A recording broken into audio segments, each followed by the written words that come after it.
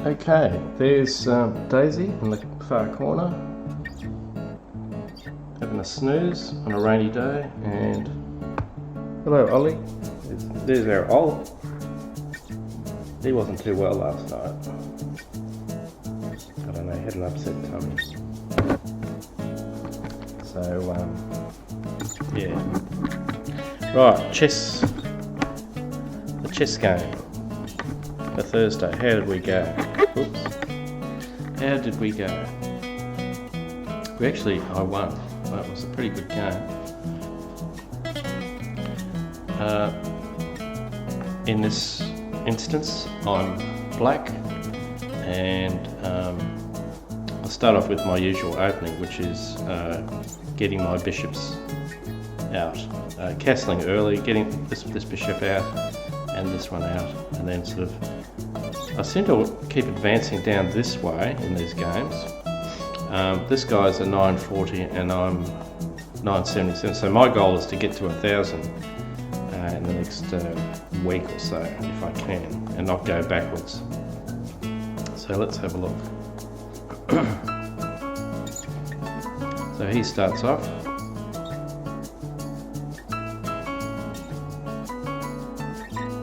So here I am, I'm about to get my bishop out here, and I always get my knight out. So we'll just keep going. So I think, boom, attacks my knight straight away. So I've castled. Now in this part here, this is where I'm actually, his idea was to take this, and if I hadn't moved this pawn up, I would take it with my pawn and I'd have double pawns, and that's a weakness. One thing in chess, you try to avoid double pawns at all costs. But I'd move that early so I could, if he takes me, I come in with the queen. My next step is to push that bishop out, so we'll see. I'll show you what happens here. He's having a think. So I'm pushing that bishop out. Push, push. So I've brought my bishop out here.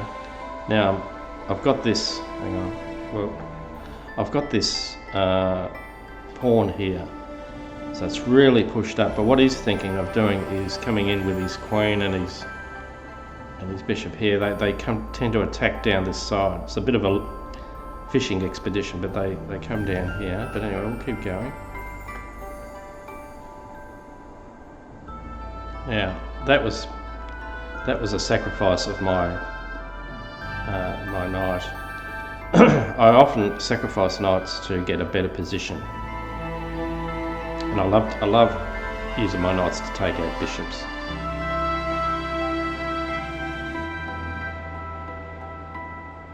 Right, he's coming down.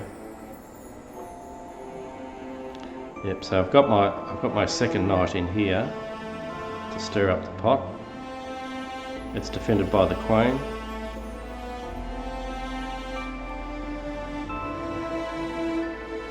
Yeah, this game's really moving fast now. We're going piece for piece.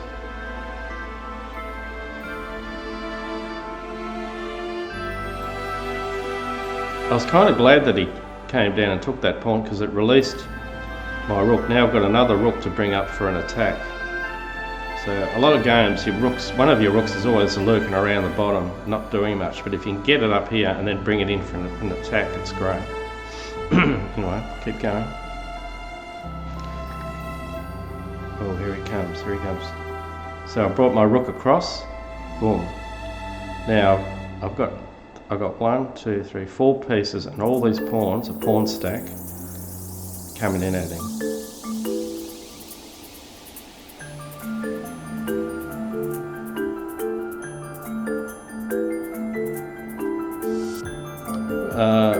One thing my chess coach that I watch, Anna Ramling, always says, always have your pieces, if you can, defended. Don't leave them hanging, which I used to do. I used to lose a lot of games. I'd have pieces just hanging, and then I'd get into all sorts of trouble. But anyway, here we go.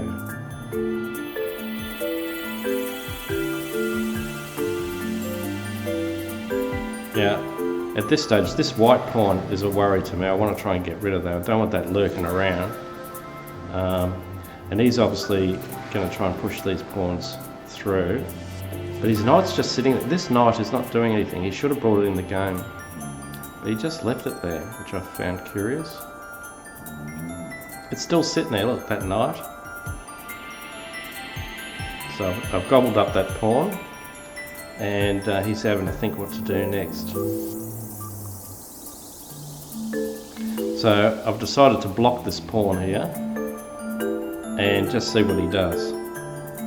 Now I'm about to set up a trap too. I'm going to bring this bishop up to here and offer a few juicy pawns, and then boom, I'm going to knock that rook off. He didn't see this coming, which I was also surprised.